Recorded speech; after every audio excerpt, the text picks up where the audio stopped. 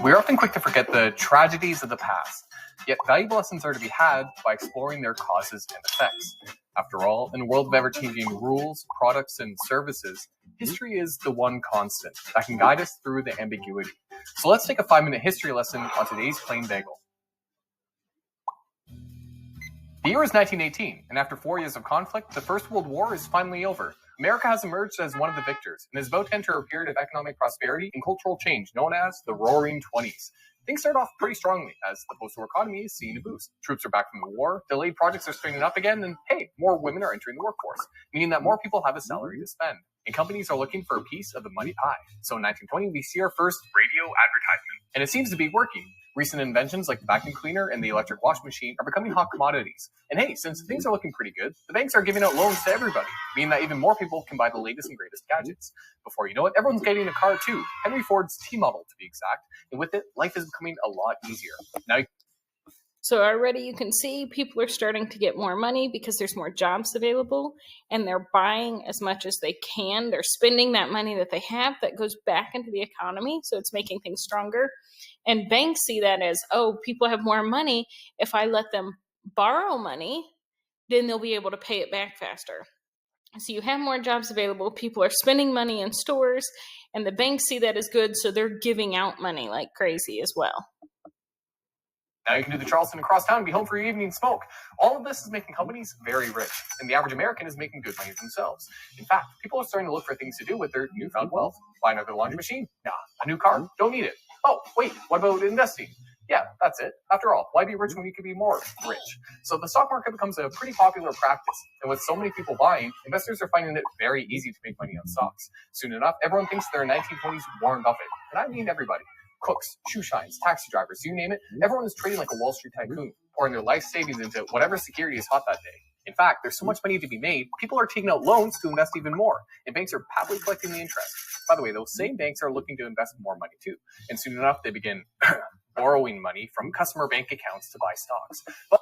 Okay, so people are putting money in the stock market to try and, like, if they invest $1 and the stocks are doing well, then if they sell later, they could maybe make $5 off of that, right? And get 5 times their investment back. And so it's doing well, and banks want to cash in on that too. So banks don't by themselves necessarily have a whole bunch of money at the start.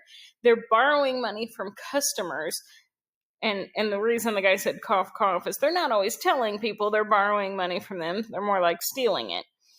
And when people are paying back loans, they get interest. That's how banks make money. So it means, like, if I loan you $100 and I tell you it's on interest, then at the end of the month, you might owe me $120 to be able to pay it all back.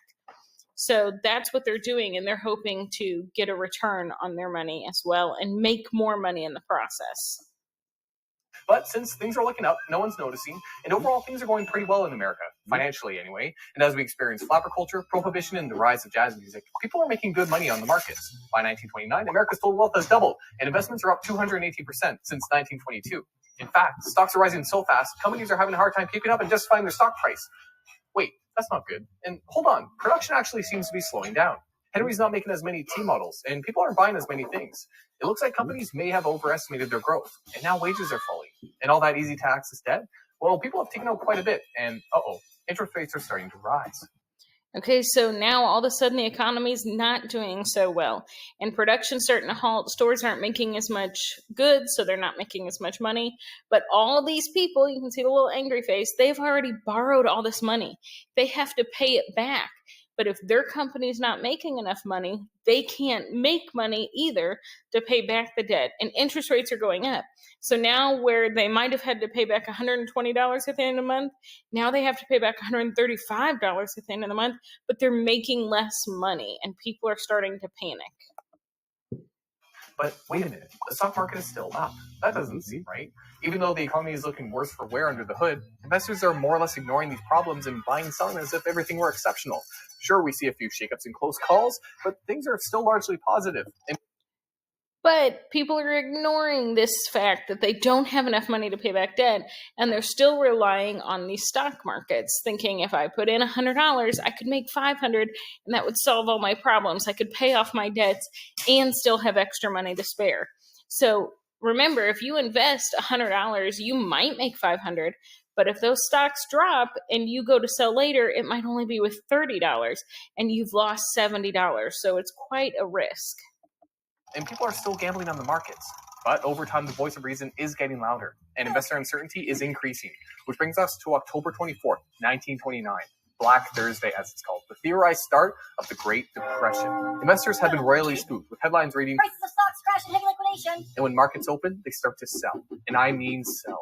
12.9 million shares to be exact. A new record. And at opening bell, things fall 11%. People are selling so much that price tickers can't keep up with the volume. So people don't even know what their selling price is. And all of this selling is dragging the stock market down, erasing large chunks of America's wealth. And things are about to get worse. While markets recover later that day, come Black Tuesday, it's an outright panic. The Dow Jones falls 12%. And that record we set last Thursday, yeah, we just broke it again. The markets lose $14 million in one day. Some shares are now worthless. People have lost their life savings, and Americans who borrow to invest are absolutely crushed. So remember, I told you the stock values might drop and then you don't make as much. So some of these people invested, $100 and now it's worth maybe $1 because so many people sold so fast. It just caused the stock market to basically crash. It kind of implodes in on itself there.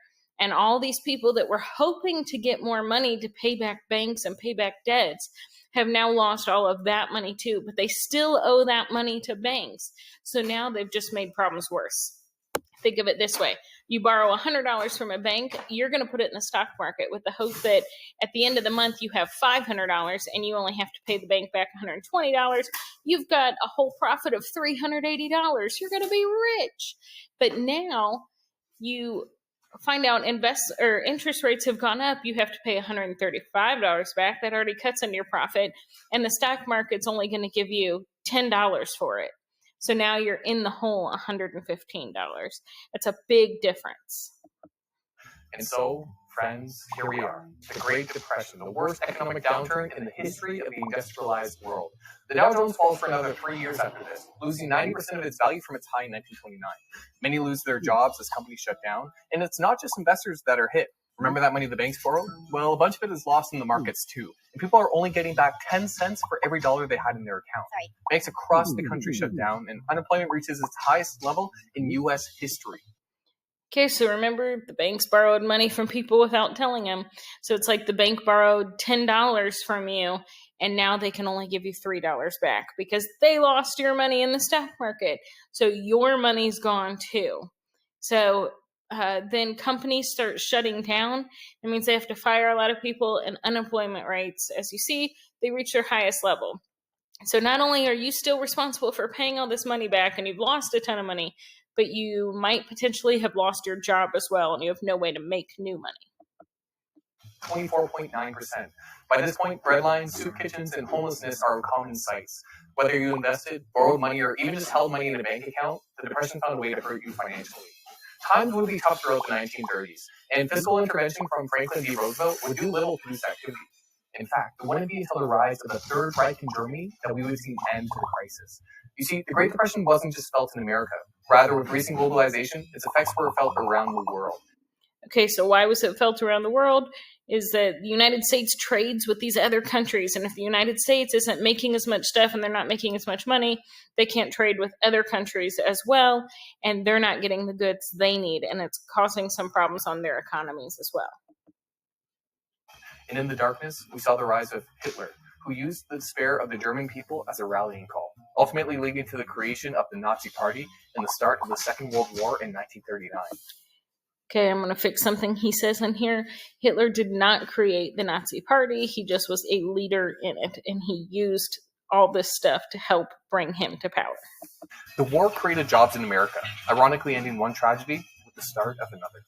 Experts can't agree on why the Great Depression was as bad as it was, but there were valuable takeaways from the hardship. It demonstrated just how powerful the greed and, alternatively, the fear of the markets can be when they get out of control, while demonstrating the destructive potential of speculation and debt.